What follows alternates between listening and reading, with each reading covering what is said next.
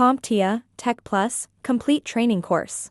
Exam Objective 5.2 Explain database concepts and the purpose of a database.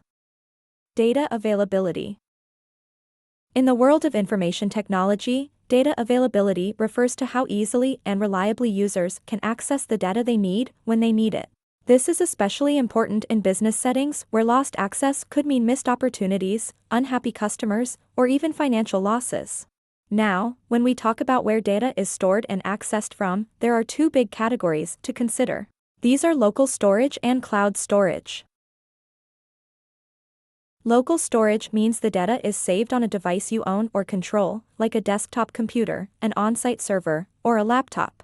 One benefit of local storage is that it doesn't depend on an internet connection. If the device is powered on and working, the data is there, ready to go. This is what we call offline availability. Even if the network goes down, a user may still be able to open a spreadsheet, look at a report, or access a database stored on the same machine. But local storage comes with limits. If a user is away from their office or the computer crashes, they may not be able to get to the data at all. That's where cloud storage comes in.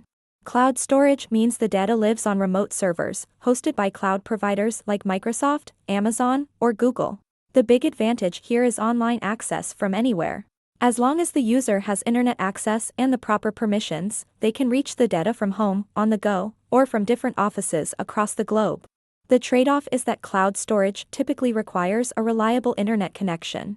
If that connection goes down, access to the data might be interrupted.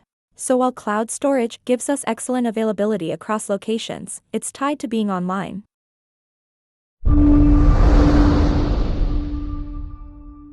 Thank you for watching. Subscribe for more great content.